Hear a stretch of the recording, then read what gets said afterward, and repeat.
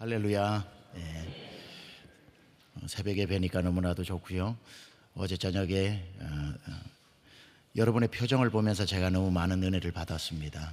영락교회 우리 대한민국에 가장 중요하고 가장 큰 일을 많이 하고 저 같은 후배 목사에게는 큰 바위 얼굴 같은 그런 교회인데 또 이렇게 와서 계속해서 하나님의 그 역사를 실시간으로 써내려가는 여러분 표정 속에서 그 모습을 보게 되어서 너무 감사하고, 또 우리 모든 집회를 준비하시는 우리 또 장로님들, 또 담당하시는 분들의 수고도 하나님 기쁘게 산 제사로 받으실 줄 믿습니다.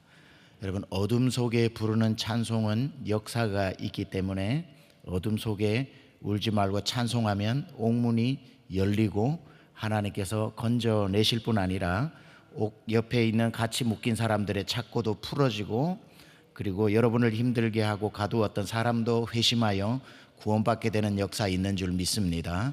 그래서 찬송이 여러분의 삶을 바꿀 수 있기를 축복합니다.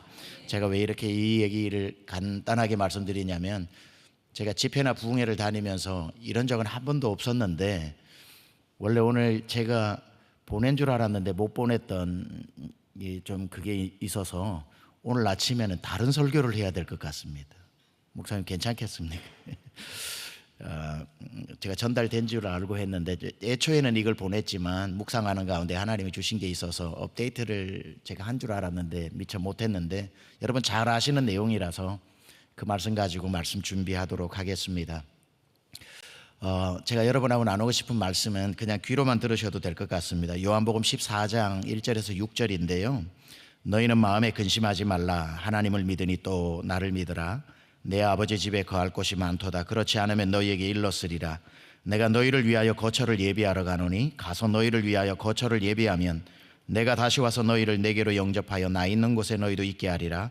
내가 어디로 가는지 그 길을 너희가 아느니라. 도마가 이르되 주여 주께서 어디로 가시는지 우리가 알지 못하거늘 그 길을 어찌 알겠사옵나이까. 예수께서 이르시되 내가 곧 길이요 진리요 생명이니 나로 말미암지 않고는 아버지께로 올 자가 없느니라. 오늘 동행에 대해서 여러분하고, 원래 찬송에 대해서 좀 나눌까 하다가 동행에 대해서 여러분하고 좀 나누는 시간 되었으면 합니다. 예수님께서 어느 날 이제 십자가에 달리실 때가 다가온 줄 아시고 두려워하고, 또 예수님이 승천하시고 나면은 곁에 없는 것 때문에 불안해할까 봐 미리 말씀하십니다. 너희는 마음에 근심하지 마라. 놀라지 마라. 내 아버지 집에 거할 곳이 많도다. 이렇게 말씀을 하셔요.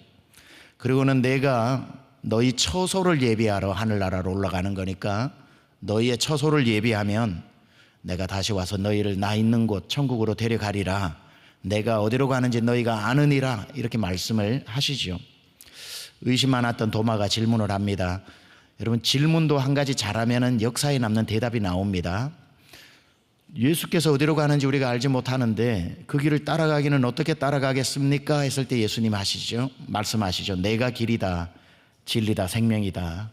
나로 말미암지 않고는 아무도 아버지께로 올 자가 없느니라. I am the way, I am the life, I am the truth. No one can come to the Father except through me 라고 하는 유명한 말씀을 남기시죠. 여러분, 하늘에도 비행기가 그냥 나는 게 아니라 저 넓은 하늘도 항로가 있고, 저 넓은 바다에도 배가 다니는 해로가 있고, 육상에도 우리가 도로가 있는 것처럼 우리 인생도 길이라고 말하지 않습니까? 우리가 살아가는 길이 있고, 죽음 이후에도 우리가 가야 하는 양갈래 길이 있고, 하나는 심판대요 하나는 시상대죠.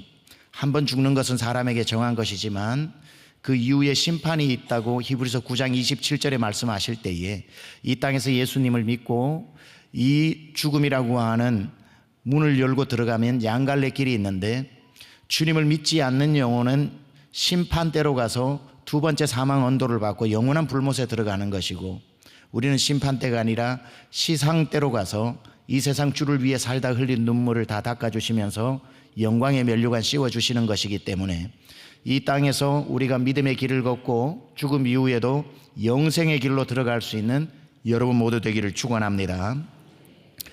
30년도 더 된 이야기입니다만은 제가 군대를 제대하고 난 뒤에 군 생활을 산에서만 한 달씩 살고 이런 데서 뭐 좀 특별한 부대에 있다 보니까 또 그전에도 제가 산을 좋아했지만 제대하고 한 1년 안 될 때 겨울에 설악산을 제가 혼자 올랐습니다. 배낭도 키보다 큰 배낭을 메고 아이젠을 차고 그렇게 등산복을 입고 겨울에 오르는데 갑자기 이제 대청봉으로 올라야겠다 하고는 저에게도 익숙한 산은 아니었습니다만 올라가는 중에 눈이 너무 많이 오더라고요. 이미 와 있던 눈도 많고 방송이 거기에 입산을 하려는데 방송이 들립니다. 눈이 너무 많이 오니까 산에 올라가시는 분들은 다 하산하라고, 지금 산에 있는 분들은 빨리 철수하라는 그게 확성기로 막 들리더라고요. 근데 제가 무슨 호기롭게 무슨 용기가 났던지 그냥 가던 길을 그냥 해서 이제 대청봉으로 올라가려고 한참을 그냥 올라갔습니다. 한참 올라가다가 제가 좀 쉬었죠. 이제 다리도 아프고 목도 마르고 해서 수통을 꺼내니까 거의 절반 얼어 있고 뭐 그렇게 다리를 좀 두드리면서 쉬고 있는데, 저야 산이 워낙 익숙하고 산을 잘 타기 때문에 그렇게 앉아 쉬고 나머지 가면 됐는데 저 멀리에 뭔가 빨간 점 하나가 보이는 거예요. 근데 점이 왔다 갔다 하더라고요. 뭔가 싶었는데 점점 점이 커지는데 보니까 빨간 잠바를 입은 사람이 저쪽으로 이제 길이니까 그쪽으로 오고 있는데 저를 보더니만 막 달려오는 겁니다. 오다가 미끄러져 가지고 다시 넘어지려고 하다가도 오고 하다가 저를 붙잡더니만 저 좀 살려주세요 이러는 겁니다. 봤더니만 빨간 잠바를 입고 청바지를 입고 그냥 운동화를 신고 조그만한 이 가방 하나를 메고 그냥 올라와 가지고 뭐 올라가면 대청봉이겠지 하고는 그냥 마음 놓고 온 것 같아요. 그러다가 눈 속에 갇혀버리고 그냥 얼굴을 보니까 거의 죽음에 그냥 가 있는 창백한 얼굴인데 저를 붙잡고 살려주세요 그렇게 이야기를 하는데 남은 수통에 물을 좀 주고 안에 있는 초코파이를 한 2개를 줬더니만 눈이 돌아오더라고요. 그리고는 제가 이렇게 올라가면 죽습니다. 이렇게 올라가면 오늘 선생님 저보다 한 10살이 많은 남자였는데 이렇게 하다 큰일 날 뻔했습니다. 저 좀 살려주세요 그러더라고요.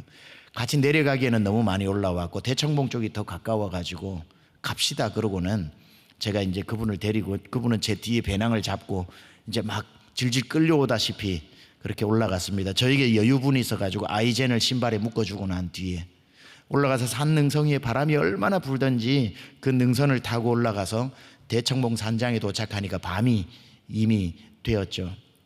라면을 제가 준비해간 라면을 코펠에 끓여가지고 그 사람에게 주고 나니까 허겁지겁 먹더니만 이제 진짜 얼굴이 발개지면서 눈빛이 돌아오는 겁니다. 그때 정신을 차렸던지 너무 고맙습니다. 나 오늘 죽었다가 살아난 것 같아요. 죽어야 정상입니다. 제가 그랬어요. 내려가야지 왜 그냥 올라오셨냐고 그래. 내려가는 길도 몰랐다는 거예요. 그리고 그 밤에 그분하고 막 이야기를 나누는데 서울에 사시는 분인데 영화 감독이더라고요.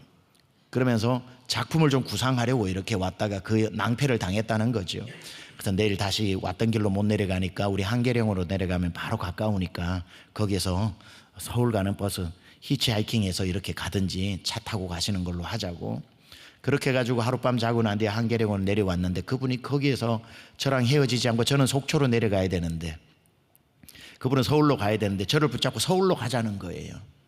나 서울을 안 갑니다. 그러니까 생명의 은인인데 어떻게 그냥 보내냐고. 서울로 가면 내가 아가씨집을 좋은 데 알고 있는데 거기 가서 원 없이 내가 대접하겠다고. 그래서 아이고 그런 거 전혀 안 하셔도 되고 그냥 살으셨으면 됐다고. 그러니까 저를 따라 속초까지 와서 그 회를 또 맛있는 걸 이렇게 사주면서 명함을 주고 서울에 꼭 오라고 그렇게 이야기를 했는데 아직까지 그 서울은 못 가고 이 서울은 와 있습니다.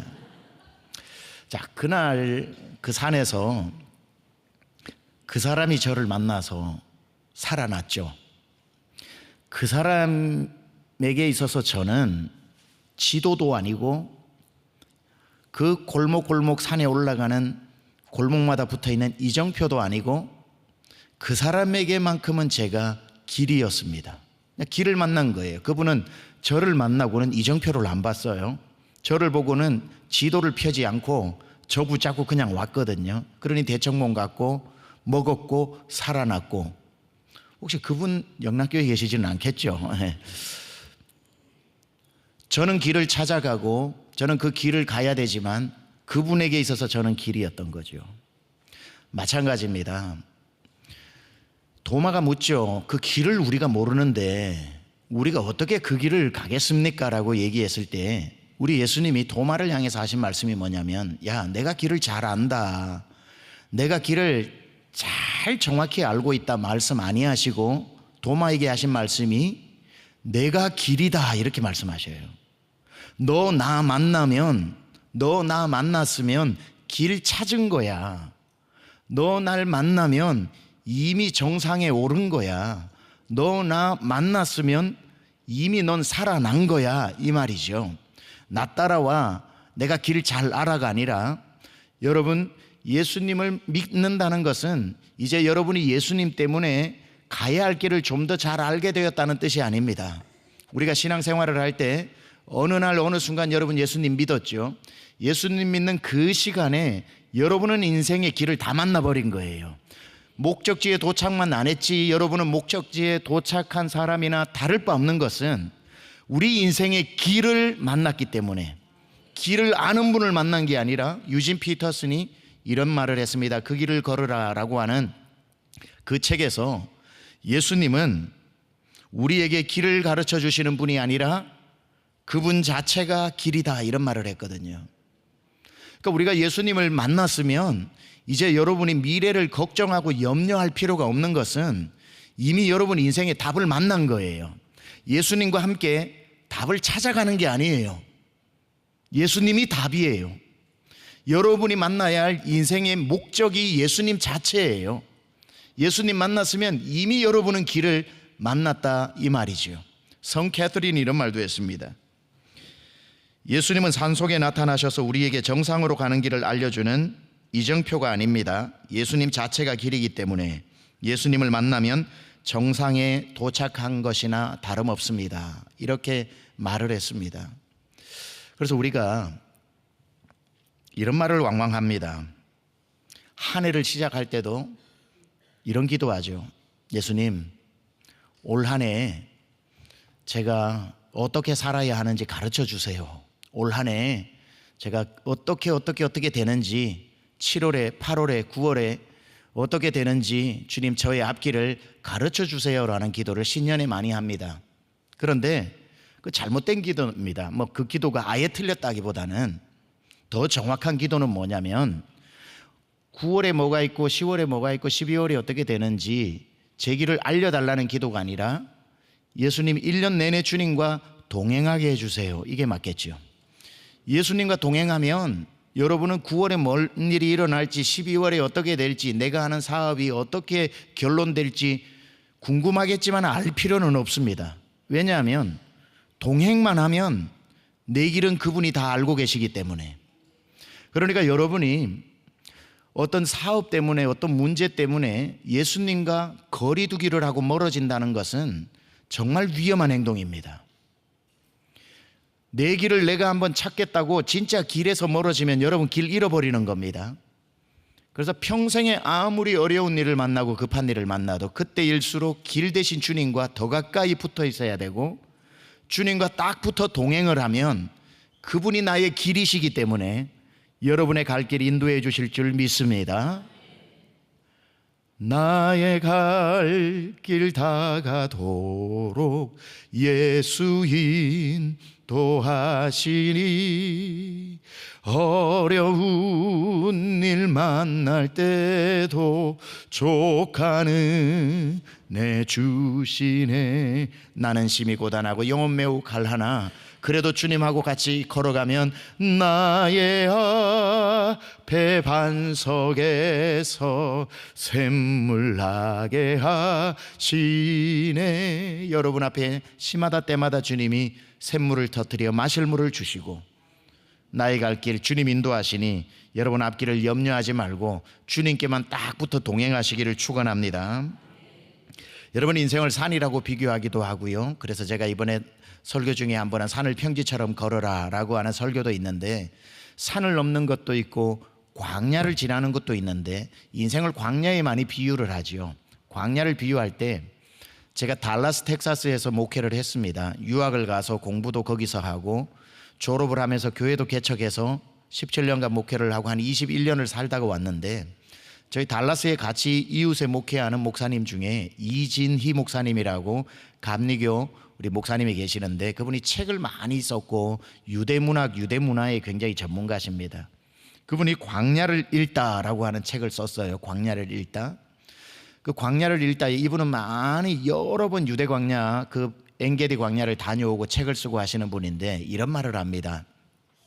우리 인생이 광야라고 할 때, 그리고 광야의 진짜의 사막에 갔을 때 이 원리가 중요하다는 겁니다. 광야는 지도가 필요한 곳이 아니라 안내자가 필요한 곳이다, 이렇게 말을 해요. 여러분, 사막에서 지도는 아무 필요가 없습니다. 여기에 풀 한 폭이 있네, 저기에 돌이 있네, 저기에 나무 한 그루가 있구나. 그러고는 여러분 종이 위에 가야 되는 그 목적지를 그 풀과 그 나무와 그 꽃 한 송이를 가지고 여러분이 그 돌멩이 하나를 가지고 이정표를 삼아가지고 만들어 놓은 데를 밤에 불어오는 바람에 모래 위에 다 덮여버리고 나면 다음날 지도가 아무 필요가 없는 거예요. 거기 무슨 신호등이 있습니까? 건물이 있습니까? 이정표를 세울래야 세울 수도 없죠.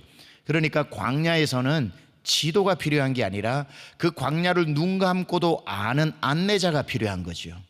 그 사람이 이쪽으로 갑시다 하면 글로 가면 되는 거고, 아니 오른쪽입니다, 오른쪽으로 가면 되는 거고, 저쪽으로 더 가면 됩니다라고 하면은 거기 가면 오아시스가 있는 것처럼, 광야에서는 지도 한 장 들고 가는 곳이 아니라 안내자를 따라가는 것처럼, 여러분, 우리는 신앙생활을 할 때에 주님이 우리에게 지도를 주신 게 아니라 나를 따라오너라 라고 말씀하셨죠. 내가 너의 길이라고 말씀하셨죠. 그러니까 하나님이 여러분에게 절대로 5개월 후에, 10개월 후에, 1년 후에, 2년 후에를 아무리 여러분이 애쓰고 용써도 예언의 은혜나 환상으로 안 보여주십니다. 왜냐하면 시편 119편에 보면은 주의 말씀은 내 발의 등이요 내 길의 빛이라고 했던 것은, 내 발의 등이고 내 길의 빛은 호롱불 가지고 딱 1m 비추는 거거든요. 절대로 서치라이트로 여러분의 5년 후를 안 비춰주십니다. 그냥 매일 딱 내 앞걸음 하나만 보여주시지만, 그 걸음을 가지고 믿고 가다 보면은 주께서 그 길을 인도하시기 때문에, 그냥 5m, 50m 앞에 500m 앞에 내가 봤다고 주님 가만 계세요, 이제 길 봤으니까 제가 알아서 갈게요 하고 지도 한 장 들고 가다가 우리 길 잃어버리지만, 매일매일 길 대신 주님과 동행하여서 여러분처럼 이 새벽에 나와서 어제 살아본 24시간인데 오늘 이곳에 안 나온다고 24시간 못 살겠어요? 여러분, 평생 다닌 직장인데 이곳에 나와 기도하고 직장 안 가도 직장 생활 못 하시겠어요? 평생 키워온 자식인데 오늘 하루 새벽 예배 빠진다고 자식 키우는데 문제 있겠어요? 별로 없을 겁니다만은, 그럼에도 불구하고 여러분이 이 자리에 나와 있는 것은 살아봤다고 인생에 어제처럼 풀리는 게 아니기 때문에, 내가 키워봤다고 자식이 오늘처럼 또 잘 가는 게 아니기 때문에, 내가 오늘도 나는 주님 없이는 살 수 없습니다, 주님과 동행하면서 하루를 같이 걸어가겠습니다 하는 마음이 있기 때문에 매일매일 여러분 이곳에 나와 주님 만나는 것 아니겠습니까? 동행이 더 중요하기 때문에, 살아봤다고 주님 가만 계세요, 지금까지 살아왔는데 뭔 일이 있겠습니까, 제가 알아서 살아볼게요 하다가 길 잃어버리게 되는데, 평생에 여러분 주님 앞에 꼭 붙어 있으시기를 축원합니다. 그러면 동행을 할 때에 주님이 주시는 주님과 동행을 할 때에 장점이 뭔가, 무조건 그냥 동행한다고 의무감으로 하는 게 아니라, 사람은 좋은 걸 알면 그때부터 동행하지 말라 그래도 주님 의지하고 주님 따라가고 주님 붙잡는 것 아니겠습니까? 동행의 가장 큰 축복이 뭐냐? 예수님과 동행할 때 저는 그걸 맡김이라고 저는 그렇게 믿어요. 동행만 하는 게 아니라 주님이 우리와 동행하시는 것 아닙니까? 그런데 동행만 하시지만 내 등에 내 인생 짊어지고 가야 하는, 어깨를 짓누르고 다리를 주저앉게 만드는 무거운 짐을 우리가 그냥 지고 가게 하시지 않죠. 동행하시는 그분이 나의 짐을 져주시는 거죠. 그래서 동행은 맡김입니다. 여러분, 너희 염려를 다 주께 맡기라 주님 말씀하셨죠. 수고하고 무거운 짐진 자들아 다 내게로 오라, 내가 너희를 쉬게 하리라 그랬죠. 여러분, 주님과 동행한다면 오늘 이 새벽에 나오셔서 오늘 주님하고 같이 기도하고 주님께 기도한 다음에 하루를 시작할 때 혼자 나가지 말고 주님과 함께 나가는 것입니다.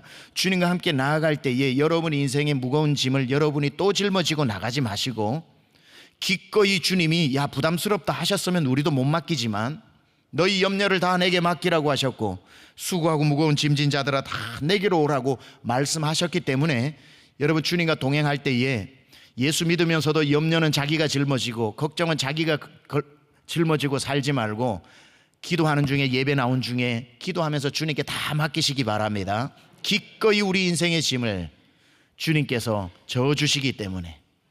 시편 37편에 보니까 4절 5절에 이렇게 나옵니다. 또 여호와를 기뻐하라. 그가 내 마음의 소원을 내게 이루어 주시리로다. 내 길을 여호와께 맡기라. 그를 의지하면 그가 이루시리라. 여러분의 길을 주님께 맡기시기 바랍니다. 따라가다가 여러분이 원하는 방향으로 안 가면 주님 여기까지인 것 같습니다 하고는 여러분이 여러분의 계획했던 대로 가다가 낭패를 당하기 때문에 아예 어디로 인도하시든지 간에 여러분이 A라고 기도했는데 주님이 B라고 문을 열어주실 때 왜 하필 B를 열어주십니까? 하지 마시고 한번 맡겨보라는 거예요. 내 길을 여호와께 맡기라. 그가 이루시고 그가 성취하시고 내 길을 인도하시리라.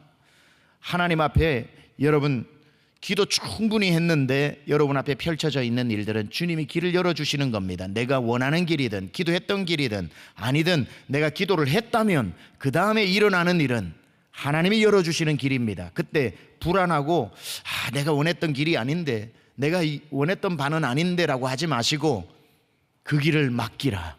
여호와께 맡기라. 여러분의 길을 여러분보다 더 잘 알고 계시기 때문에.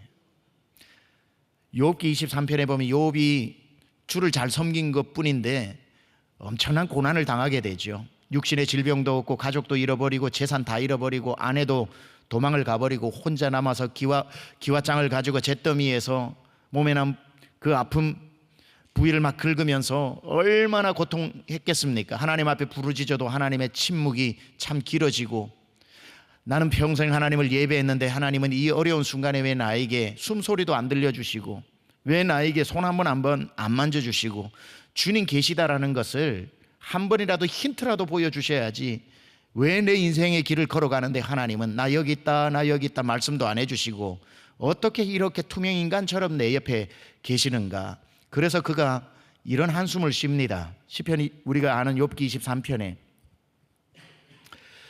하나님, 나는 하나님이 계신 줄 알았는데 하나님이 계신지 이제 잘 모르겠습니다.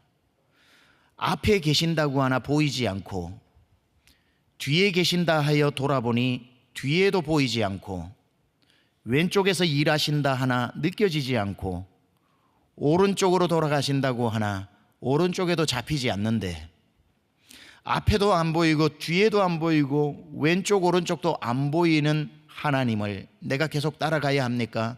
이제는 하나님 내가 모르겠습니다. 하나님이 앞에 계시고 내 길을 인도하시는지도 모르겠고, 솔직히 말씀드리면 하나님이 지금 나를 사랑하고 내 앞에 계시고 아니 하나님이 계신지도 잘 모르겠습니다. 도저히 나는 하나님을 모르겠습니다. Then I don't know you 그럽니다. 난 당신 모르겠습니다. 그렇게 얘기하거든요. 그렇게 욥이 얘기하다가 가만히 있다가 이런 말을 해요. 근데 괜찮습니다. 내가 하나님을 모르는 건 아무 문제 없습니다. 하나님이 그렇게 크신 분인데 내가 어떻게 다 알겠습니까? 그리고는 그 다음 구절이 우리가 잘 아는 그 유명한 구절을 얘기합니다. 10절에 그러나 나의 가는 길을 그가 아시나니 그가 나를 단련하신 후에는 내가 정금같이 되어 나오리라. 욥의 고백이 뭡니까? 나는 당신을 다 몰라도 당신이 나를 다 아시오니 내 가는 길이 두렵지 않습니다. 안 보이면 어때요? 안 잡히면 어때요? 안 느껴지면 어때요?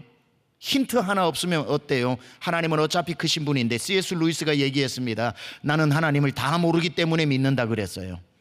하나님을 다 알아버리면은 다 알아버린 내가 더 하나님이 돼요. 다 알아버린 나와 다 알아버린 바 되어진 그분이 더 초라한 거죠. 하나님은 나의 지혜와 나의 경험과 모든 것을 초월해 있으니까 내가 평생 알아가도 다 몰라야 그분이 하나님 자격이 되는 거고. 마틴 루터는 이야기를 했습니다. 나의 하나님은 언제나 모퉁이를 돌아가시는 하나님이다 그랬습니다. 내가 하나님을 좀 안다 싶으면 내 앞에서 딱 모퉁이를 돌아가시고, 힌트만 남기시고 막 쫓아가면 또 모퉁이를 돌아가시면서 내 평생 주님을 쫓아가게 만드셨다. 얼마나 멋진 말입니까? 사람은요, 다 안다고 할 때에 그때부터 신비감이 없어지고 안다고 혼자 가다가 길 잃어버리게 되거든요. 여러분이 이 새벽에 나오신 것도 하나님을 다 몰라서 나오는 것 아닙니까? 오늘도 또 더 알고, 내일도 또 새로운 하나님을 맛보아 알고, 매일매일 새롭게 나에게 찾아오시는 하나님을 매일매일 아는 것은 하나님이 크신 분이시라서 평생 알아도 다 알지 못하기 때문에 욥의 고백이 그겁니다. 난 당신을 다 모르겠습니다. 근데 하나님 괜찮을 것 같아요. 왠 줄 아세요? 나는 하나님을 다 몰라도 하나님은 나를 다 아시니 나의 가는 길을 그가 아시나니 당신이 나를 단련하신 후에는 내가 정금같이 나오기 때문입니다. 얼마나 멋진 말입니까? 하나님 여러분을 알고 계십니다.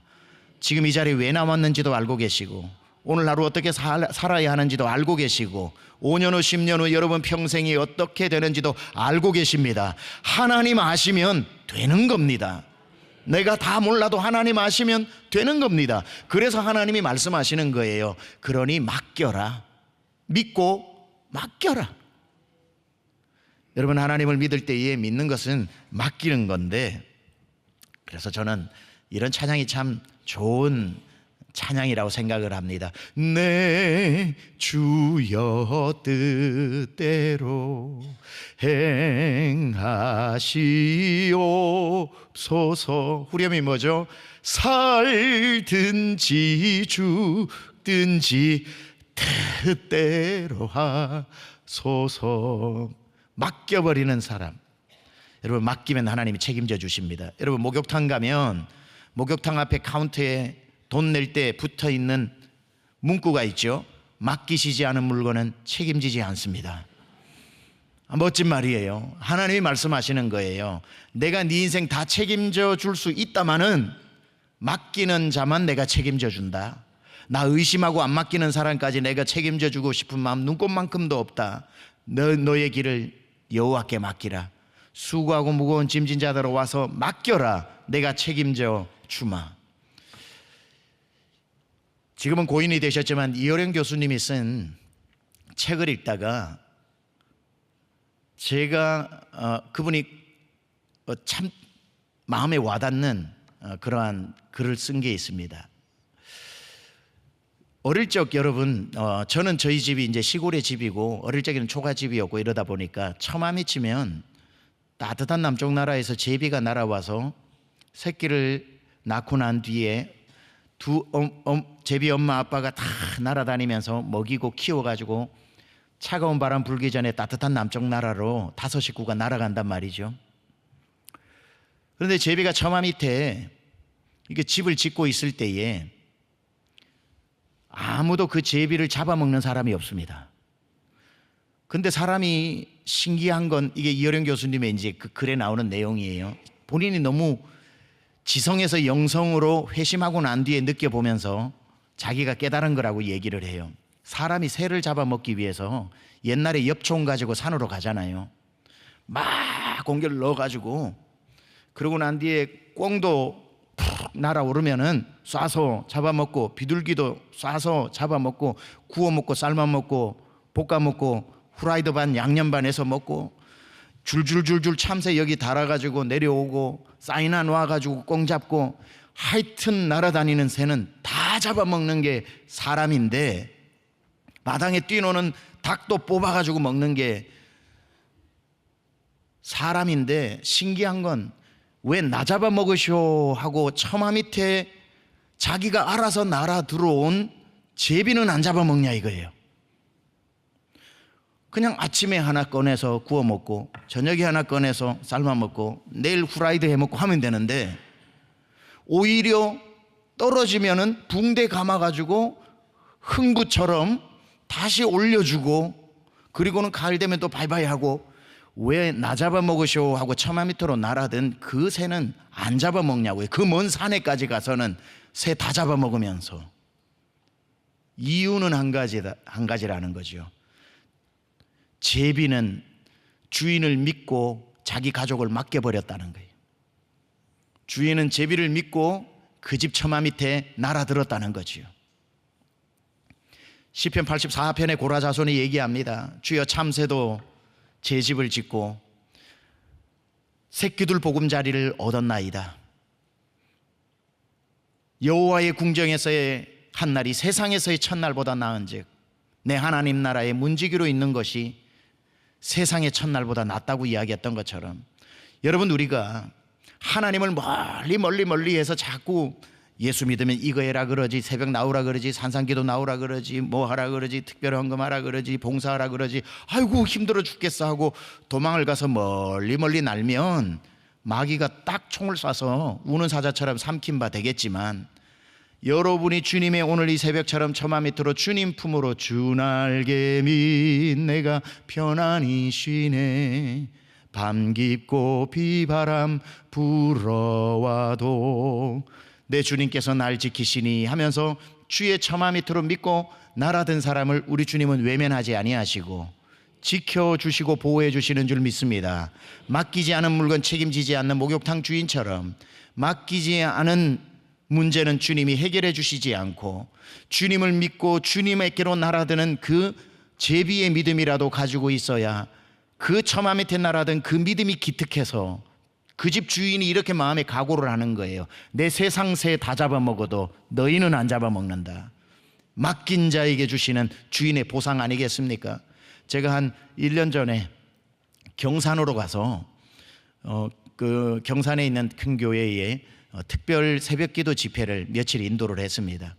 새벽 집회만 하다 보니까 낮에 시간이 있어가지고 그 마련해 준 호텔 숙소 옆에 강이 있어서 저희 부목사님하고 저하고 둘이가 이제 거기에서 달리기를 하고 운동을 좀 했습니다. 운동이나 좀 하자고 열심히 한 1시간 거리를 갔다가 다시 이렇게 1시간 거리를 돌아오다가 너무 힘들어가지고 벤치가 있길래 이렇게 좀 앉았습니다. 옆에 운동기구가 좀 있고, 둘이 앉아가지고 간만에 뛰니까 굉장히 힘들다 그러니까 목사님 저도 지금 막 숨을 못 쉬겠어요.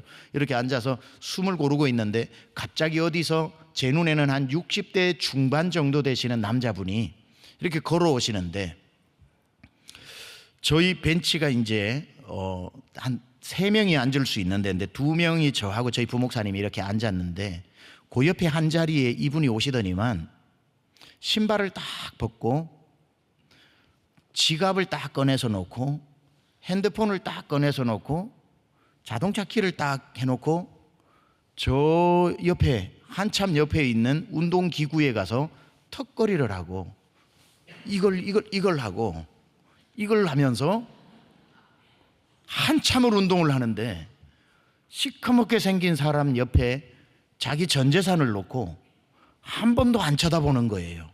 우리 둘이가 이거 뭐지? 우리를 이렇게 믿어도 되나? 갑자기 너무 우리를 믿어주니까 이걸 지켜야 되겠다는 사명감이 드는 거예요. 근데 놀라운 건 한 번도 안 쳐다봐. 한참을 하더니만 더 놀라운 건 거기에서 한 20m 옆에 있는 화장실을 가는 거예요. 넘버1 큰 거, 넘버2 작은 거라면 들어가서 넘버2면 빨리 나왔을 텐데 한참을 있는데도 안 나와요. 넘버1을 하러 들어간 것 같아요. 여기에 지갑, 핸드폰, 신발, 자동차 키가 있는데 화장실을 들어가고 안 나와요. 저희는 쉴 만큼 쉬었기 때문에 빨리 가고 싶었어요. 근데 제가 가면 안 돼. 이거 지켜줘야 돼. 누가 와서 가지고 갈까봐 그 사람 나올 때까지 그걸 굉장히 열심히 지켰습니다. 저는 그때 굉장히 중요한 걸 깨달았습니다.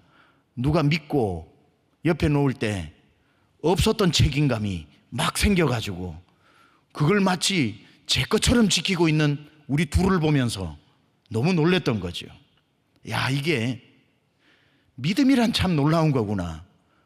그 사람이 그냥 그렇게 놓고 가니까 없던 저의 책임감이 발동을 하더라는 거죠. 하물며 우리 하나님께서 연약한 우리가 하나님밖에 없다고 하나님 앞에 이렇게 나와 우리 인생의 짐을 혼자 지고 갈 수 없어 하나님 하고는 우리가 맡기는, 그리고 그분이 남도 아닌 우리의 아버지신데 우리 인생의 짐과 문제와 우리의 갈 길과 영생을 선물로 주시지 않겠습니까? 어떤 부모가 자식이 생선을 달라고 하는데 뱀을 줄 것이며, 떡을 달라 하는데 돌을 줄 것이며, 악한 부모라도 좋은 것으로 자녀에게 줄 알거든 하물며 하늘에 계신 너희 천부께서 구하는 자에게 좋은 것으로 주시지 않겠느냐. 하나님은 여러분을 여러분보다 더 사랑하신다는 것을 아셔야 하고, 우리는 우리의 갈 길 다 모르지만 하나님은 우리의 갈 길을 다 그분 자체가 길이기 때문에 알고 계시기 때문에 여러분 맡기면 되는 거예요. 이제 마무리를 하겠습니다. 제가 살던 텍사스는 비가 오기 시작을 하면, 첫째는 맡김이라고 그랬고, 한 가지는 동행은 여유라는 것인데, 여러분 맡기고 나면 여러분 앞으로 사업과, 무책임하라는 뜻은 아니지만 자녀의 양육과 여러분의 노후에 대해서 너무 염려하지 마세요. 맡기면 여유가 생깁니다. 제가 살던 텍사스는 비가 오기 시작을 하면 하늘이 뚫린 것처럼 소낙비가 내리거든요. 1시간씩 2시간씩 내리면은 어마어마해서 운전을 하고 갈 때 아무리 와이퍼를 막 바쁘게 돌려도 내리는 물 때문에 앞이 안 보입니다. 그러니까 쌍깜빡이를 켜고는 막 운전하는 저는 어디서 차가, 눈먼 차가 와서 들이받을까 걱정이 되고, 막 움직이는데도 막 세숫대야로 들이붙는 것 같아서 두려워가지고 운전을 막 하던 어느 날, 제 백미러로 제 뒤에 저희 딸이 타고 있었거든요. 딱 저희 딸을 보는데, 저희 딸은 책이라면은 뭐 너무너무 좋아하는 딸인데, 그때 초등학생이었는데 뒤에 앉아서 본 저희 딸의 표정을 보고 너무 놀랐습니다. 저희 딸은 밖에 비가 오는 줄을 몰라요. 뒤를 이렇게 보니까 딱 다리를 꼬고 책을 가지고 하면서 읽어가는 그 모습을 보면서, 야, 저게 아빠를 믿는 여유구나. 저는 지금 막 앞이 안 보여가지고 막 노심초사하면서 운전을 하고 있을지언정 아빠를 믿는 딸은 뒤에서 책 읽으면서 콧노래를 부르고 있더라는 거죠. 나중에 책을 어느 정도 읽고는 밖을 보면서 Is it raining? 그래요. 비가 오고 있는 거냐고. 여러분, 이게 바로 우리 인생의 운전대를 누가 잡고 있느냐는 거죠. 우리 주님께서 여러분의 인생의 주인이십니다. 운전대 잡고 운전하고 계셔요. 주님이 그 길을 가실 때 여러분 동행하고 맡기셨으면 여러분 여유 가지셔도 됩니다. 하나님 여러분 인생길을 인도해 주시기 때문에. 그래서 절대로 이렇게 말씀하지 마세요. 주님 나와 동행해 주세요, 오늘도 나와 동행해 주세요. 그러면 우리 주님 너무 답답하게 생각하셔요. 왜냐하면 주님이 승천하시기 전에 분명히 하신 약속 하나가 있습니다. 내가 세상 끝날까지 너희와 항상 함께 있으리라. 주님은 여러분 자녀로 택하고 여러분 예수 믿는 그날부터 여러분을 떠나신 적이 한 번도 없습니다. 왜? 주님 약속하셨기 때문에. 내가 세상 끝날까지 너희와 항상 함께 있으리라. 주님은 지금 나와 어제도 오늘도 내일도 동행하십니다. 문제는 뭐냐면 내가 동행했다가 안 했다가가 문제예요. 그래서 주님 나와 동행해 주세요라는 기도 안 하는 것보다는 낫지만, 할 거면 이왕 제대로 기도할 것은 주님 오늘도 제가 딴 생각하지 않고 딴 길로 가지 않고 주님과 동행하게 해주세요라고 해야겠지요. 여러분, 오늘도 주님과 동행하면서 주님이 자녀에게 주시는 그 귀하고 귀한 매일의 은혜와 여러분의 인생의 길에서 시마다 때마다 베풀어 주시는 동행하시는 주님의 은혜가 이 새벽으로부터 주님 나라 갈 때까지 영원히 함께 하시기를 우리 주 예수 그리스도 이름으로 축원합니다. 하나님 감사합니다. 오늘 주님 앞에 저희가 나와 이 새벽에 내가 길이다, 내가 생명을 주는 생명이다, 내가 거짓이 아닌 진리다, 나를 통하면 아버지께로 갈 수 있다 말씀하신 주님, 오늘도 주님 앞에 나와 오늘도 변함없이 나와 동행해 주시는 주님 곁에 하나님, 제가 거리 두기를 하지 않고 세상 염려 때문에 멀어지지 않고 세상 바쁘다고 세상 길을 쫓아가지 않고 주님과 동행하게 하여 주옵소서. 오늘 하나님 아버지, 우리의 마음을 다시 돌이킵니다. 루시 나오미를 붙여주면서 했던 말처럼 어머니 가시는 곳에 나도 가고 어머니 머무시는 곳에 나도 머물다고 했던 것처럼 오늘 우리가 주님 가시는 곳에 나도 가고 주님 머무시는 곳에 제가 머물고 주님의 하나님이 나의 하나님이 되고 죽는 일 외에 내가 주님을 떠나면 하나님이 내 위에 벌 위에 벌을 내리신다고 했던 그 룻의 고백처럼 오늘도 주님과 동행하게 하여 주셔서 우리의 인생의 길을 우리보다 더 잘 아시는 주님께서 이 영락의 모든 권속들의 길을 주여 가장 아름다운 길로, 완전한 길로, 선하신 길로 인도하여 주시고 생명의 길로 인도하여 주시고 너희 염려를 내게 맡기라 하셨으니 오늘 주님께 맡기는 염려는 주님께서 응답하여 주시옵소서. 주여, 주님 앞에 우리는 주님 밖에 없습니다. 그러나 주님이면 충분합니다. 내 평생 주와 길 가는 기쁨의 길, 주와 동행하는 것 즐거운 일 아닌가. 우리 주님 걸어가신 그 발자취를 오늘도 따라 승리하는 모든 영락의 권속 새벽 식구 되게 하여 주옵소서. 예수님의 귀하신 이름으로 감사드리며 기도드려 싸움나이다. 아멘. 이제는 우리 주 예수 그리스도의 은혜와 하나님 아버지의 놀라우신 사랑하심과 성령님의 감화감동 내주교통 역사하심이 오늘 새벽 주님과 동행하며 평생 살아가기로 결단하고 다짐하고 기도하는 모든 심령 머리머리 위에 지금부터 영원토록 함께 하옵시기를 간절히 축원하옵나이다. 아멘.